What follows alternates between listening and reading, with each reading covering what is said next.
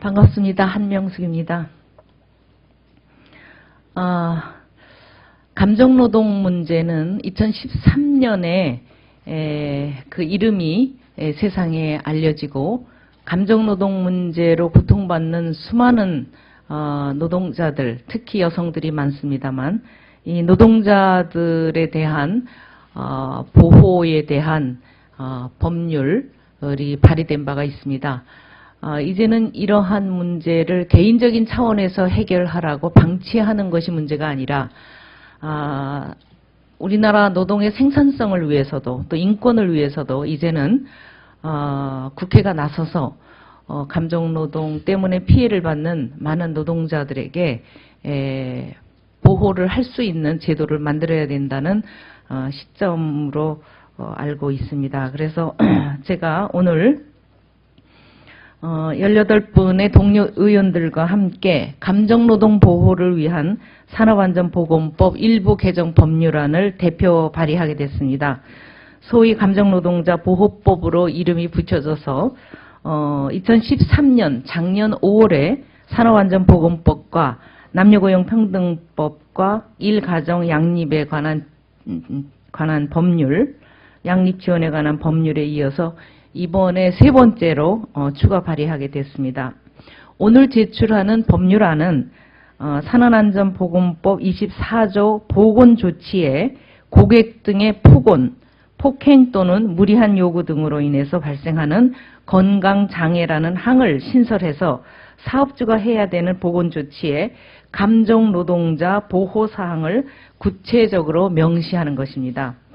감정노동자 문제도 작업장 내에서 고객 등에 의해서 발생하는 정신적인, 육체적인 건강장애입니다. 그러므로 이를 방지하고 보호해야 할 입장에 있는 사업주에게 그 책임을 부여함으로써 문제 해결을 위한 종합적인 대책을 세우기 위함입니다.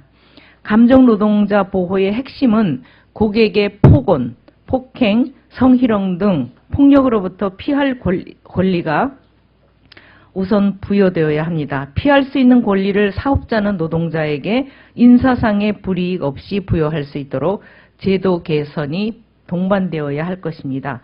또한 정부와 사업주는 각종의 홍보와 캠페인 등을 통해서 소비자의 정의로운 소비, 따뜻한 소비, 배려하는 소비 등을 알려서 올바른 소비 문화 정착을 위해서 다양한 노력도 함께 벌여야 합니다. 감정노동자에 대한 폭언, 폭행, 성희롱은 인권의 문제일 뿐만 아니라 고객 본인이 받게 될 서비스의 질이나 또 질 또한 낮아질 수 있다는 점을 알려서 공급자와 소비자 전체에게 이로울 수 있는 방법으로 나가야 됩니다. 감정노동자에 대한 보호 목소리는 높아가고 있지만 정부의 실질적이고 근본적인 대책 마련은 여전히 미흡한 상태입니다. 현재 국회 환경노동위원회에 법안 소위에 잠자고 있는 감정노동자 보호 법안만 하더라도 산업안전보건법, 남녀고용평등법과 일가정 양립지원에 관한 법률 2건입니다. 그리고 산업재해 보상보험법 등 4건에 달하지만 이렇다 할 논의도 진척되지 못하고 있는 상황입니다. 4월 임시국회에서 반드시 법 개정을 통한 감정노동자 보호법안이 마련되어야 하겠습니다. 열심히 노력하겠습니다. 그래서 소비자는 왕이라는 이름 하에 항상 강제로 웃어야만 하는 노동자들에게 우울증과 자살 충동까지 오고 있는 아주 심각한 이러한 상태에서 노동자들이 일할 권리 그리고 잘못된 피해에 대해서는 피할 권리를 법적으로 보호해 줘야 하는 것이 필요하다고 생각해서 이 법안을 발의하게 됐습니다. 함께 노력하겠습니다. 고맙습니다. 네.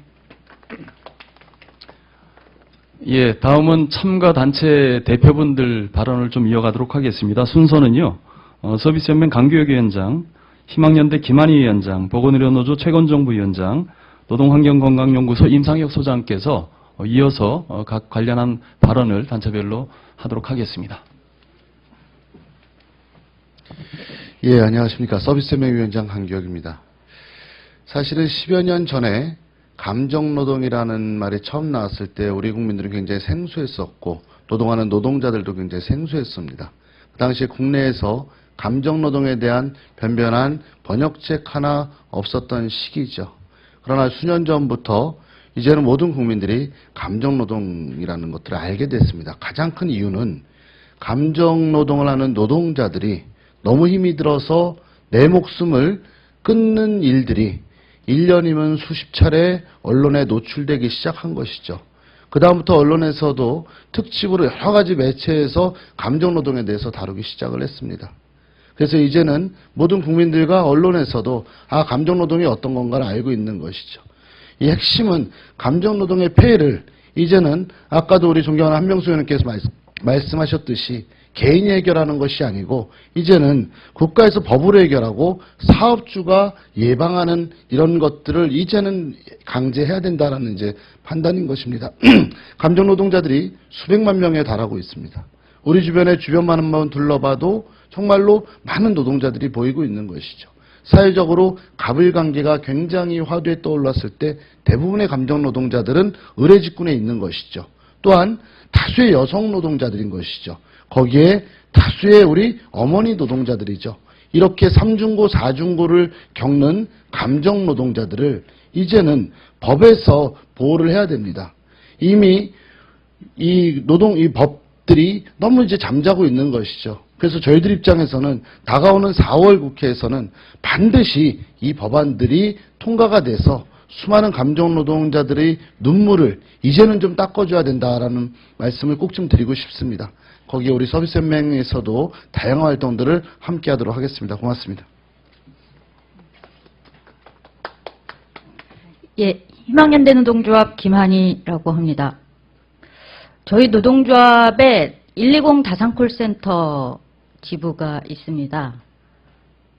콜센터라고 하면 최근에 언론에서 실적이 안 나왔다는 이유로 스스로 자기 뺨을 때리게, 그러니까 회사 관리자가 자기 뺨을 때리게 해서 물의를 빚었기도 했죠. 근데 이런 일들이 정말 극단적인 극히 드문 사례라고 보기 어려울 정도로 실제로 콜센터의 노동 환경은 그리고 조직 문화는 굉장히 위계적이고 폭력적인 경우가 많습니다. 왜 그럴까 생각을 해봤더니 손님을 왕으로 모시기 위해서는 자신이 노예가 되기를 끊임없이 학습해야 한다. 그래서 조직 문화 자체도 콜 상담 노동자들의 자존감을 끊임없이 무너뜨리는 것에 익숙한 이런 게 아닐까라는 생각을 해봤습니다. 다행히 최근에 서울시 인권위원회에서 다산콜센터와 관련해서 여러 가지 권고안을 냈습니다. 그리고 서울시에서 박원순 시장님을 비롯해서 많은 분들의 노력으로 문제점을 개선하기 위해서 조치들이 계속 나오고 있습니다. 하지만 간접고용 노동자이기 때문에 또 겪는 어려움이 있습니다. 서울시에서 최근에 이른바 진상고객, 악성민원인에 대해서 욕설이나 성희롱 등을 하면 고소고발 조치를 하고 그리고 원래 욕설을 3번 들으면 전화를 끊을 수 있도록 했는데 최근에 서울시 인권위원회 공고를 계기로 해서 한 번 욕설을 들으면 끊을 수 있도록 이렇게 조치를 바꿨습니다. 그래서 어떤 콜 상담원 노동자가 아무 이유도 없이 욕설을 하는 고객 때문에 고객님 욕설을 하시면 상담을 계속할 수 없습니다. 전화를 끊겠습니다. 하고 끊었습니다. 예, 서울시의 조치에 따른 것입니다. 그런데 관리자에게 그 질책을 당했습니다. 그렇게 하면 어떡하냐. 이런 경우가 왜 발생할까라고 생각을 했더니 세계 민간위탁 업체가 여러 가지 콜스라든지 평가에 있어서 평가를 받고 있고 경쟁에 내몰리고 있는 것입니다. 이 속에서 노동자들이 자신의 감정을 보호할 기회란 주어지지 않는 거죠.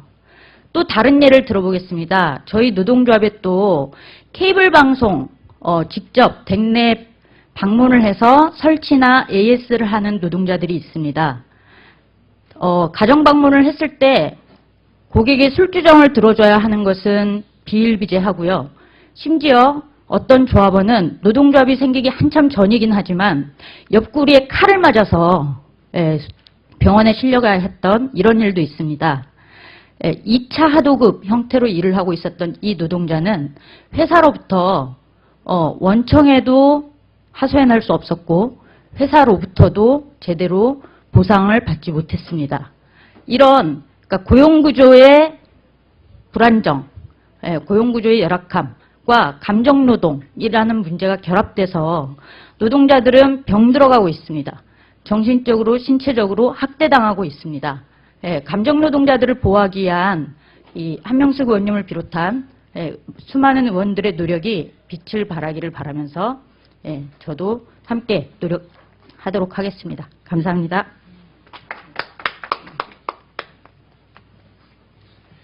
예, 반갑습니다. 보건의료노조 부위원장 최건적입니다. 저희들은 병원에서 일하는 노동자들입니다. 기자 여러분께서도 잘 아시겠지만 병원에서 일하고 있는 보건의료 인력은 OECD 국가 평균의 절반에도 미치지 못하는 인력으로 현장에서 환자들을 돌보고 있습니다. 그런 가운데 병원을 찾는 환자들로부터 또는 보호자들로부터 심각한 정신상의 스트레스 그리고 폭행을 당하기도 합니다. 병원에서 일하는 노동자들의 신체적, 정신적 건강상의 문제는 곧바로 병원을 찾는 환자들의 건강에 직결된다고 저희는 생각하고 있습니다. 제가 일하는 병원에서는 그러저러한 이유로 많은 노동자들이 우울증에 시달리기도 했고 심지어 많은 노동자들이 4명의 노동자들이 스스로 목숨을 끊기도 했습니다. 이 내부 모두 다 산업재해 승인을 받았습니다. 그만큼 병원에서 일하는 노동자들 또한 심각한 정신상의 감정노동에 시달리고 있다는 것을 사회적으로 이 문제를 해결하기 위한 노력들이 반드시 있어야 한다고 생각합니다. 이번에 발의된 이런 노동자들에 대한 보호를 위한 법률은 반드시 제정되고 이후로도 서비스업에 종사하는 많은 노동자들이 일하면서 고민하고 아파하는 그런 모습들이 보이지 않도록 함께 노력하는 사회가 됐으면 좋겠습니다. 함께 노력하도록 하겠습니다. 감사합니다.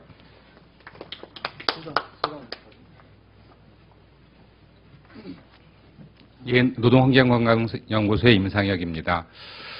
감정노동 앞에서 말씀들을 많이 하셔서 어떤 피해가 있는지는 잘 아실 겁니다.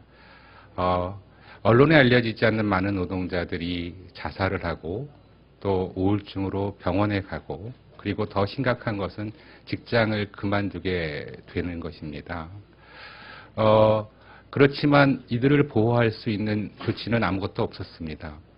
한명숙 의원님의 그 국감에서의 질의로 노동부에서 우리나라 대기업의 콜센터들을 조사한 적이 있었습니다. 결과를 굉장히 기대했는데요.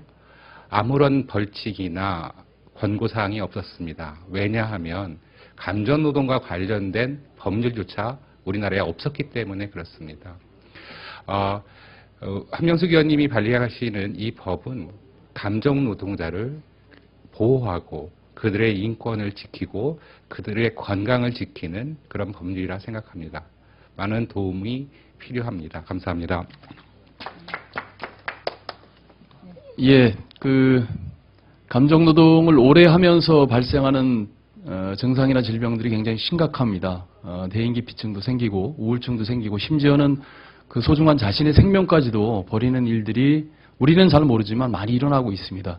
많이 알려져 있지 않습니다. 그래서 이번 그 법안 발의 이후에 이 감정노동의 문제가 다시 한번 사회적으로 좀 관심을 갖는 이러한 문제로 이렇게 좀 인식이 되길 정말 기대하겠고요. 이 법안이 꼭 통과가 돼서 수백만 명에 이르는 감정노동자들의 일하는 환경이 조금이라도 개선될 수 있도록 우리 기자님들 많은 홍보, 취재 보도 부탁드리겠습니다. 기자회견 고맙습니다.